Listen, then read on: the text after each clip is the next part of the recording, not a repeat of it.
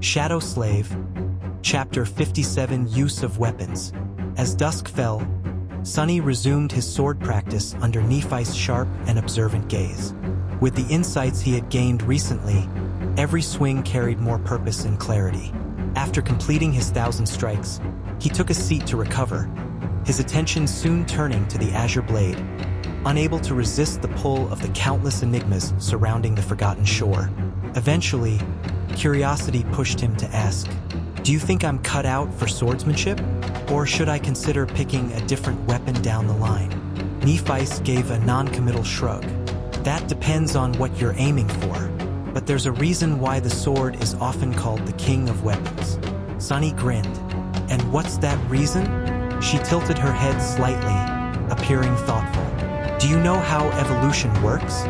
He raised a brow. "Survival of the strongest, right?"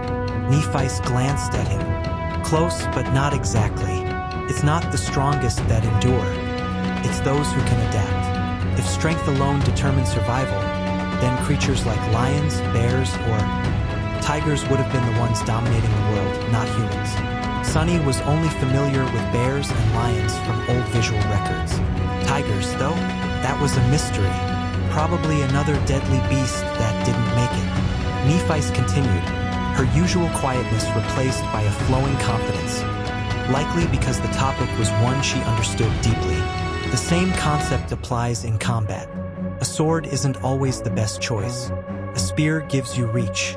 A war hammer is excellent against heavily armored foes. A mace is low maintenance. But swords? They're the most adaptable. She glanced at the blade beside him. With a sword, you can stab, slice, bash. It works well at different ranges. It's fast, agile, and almost every part of it, tip to pommel, can be used to strike. You won't be the absolute best in every situation, but you'll never be completely outmatched either. Then she looked directly at him. "Do you get what I'm saying?" Sunny sat in thought for a few seconds before giving a slow nod. "Yeah, I think I do." She nodded back and turned her gaze away. "But at the end of the day, remember this. The weapon in your hand doesn't define your strength. Whether it's a sword, spear, or even a stick, it's just a tool. You are the weapon."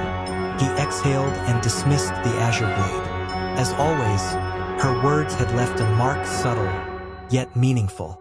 "You are the weapon." The phrase echoed in his thoughts, settling in like a missing puzzle piece finally found. Together, they sat quietly, watching the sun sink below the horizon. The vast sea crept back into the crimson maze, slowly submerging the stone paths in darkness. Down below, scavengers stirred, scrambling for shelter. Some tried climbing the cliffs, seeking refuge on the small highland they currently occupied. Sunny's shadow, as always, was on lookout. "We're about to have company," he said, his voice low with frustration. "So much for a peaceful evening." Nephi sighed softly. "That's all right. We've got the advantage up here." He nodded and turned his attention to the dying light. A shadow of doubt crept into his thoughts. Staring into the distance, he asked with hesitation, "Do you think we'll ever make it to that fortress?" Nephis glanced at him, her expression neutral. "Yes." He raised an eyebrow, uncertain. "Why are you so sure?" In the deep red glow of twilight, her calm eyes seemed to catch fire. Without looking at him, she summoned her sword and replied, "If that's where we intend to go, who could stop us?" And just as she said, handling the scavengers that attempted to scale the cliffside turned out to be straightforward. He and Nephis lay in ambush and pushed the lumbering beasts back into the abyss before they could find a foothold. It earned Sunny 4 more shadow fragments, bringing his total to 32. Unfortunately, they didn't recover any soul shards. They decided to stay on the cliffs for another day, resting, scouting, and honing their skills. Sunny continued training with the sword, while his shadow roamed the paths below, mapping out the terrain. With the echo still healing, their team wasn't at full strength. It made sense to delay the next stage of the journey until they were better prepared. But soon, they would head west again, leaping from one elevated landmark to another, chasing the distant silhouette of that mysterious human stronghold. This time, though, they weren't going to travel blindly. The dream realm was unpredictable, and one rogue storm could plunge the world into darkness, bringing the tide back early. So they planned carefully, scouting ahead and mapping their route before shifting camp. Nephi spent most of the day in deep meditation. Her eyes remained shut, and now and then, Sunny could have sworn a soft white light shimmered behind her eyelids. But whenever he focused to confirm, it vanished, leaving him unsure if it was real or just his imagination. He suspected she was training herself to endure the agony of her flaw. If that was true, he hoped she'd succeed.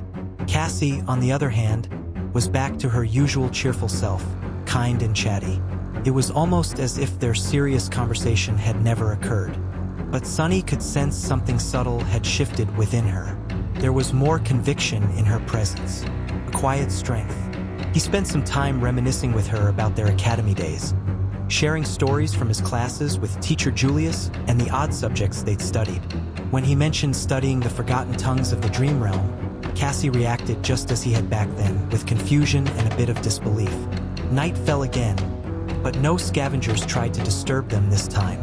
Sunny and Nephi finally got some uninterrupted rest, taking shifts just in case. At dawn, they ate the last bit of cooked centurion meat and prepared to descend back into the labyrinth. Their journey wasn't over, not yet. It was time to move forward again.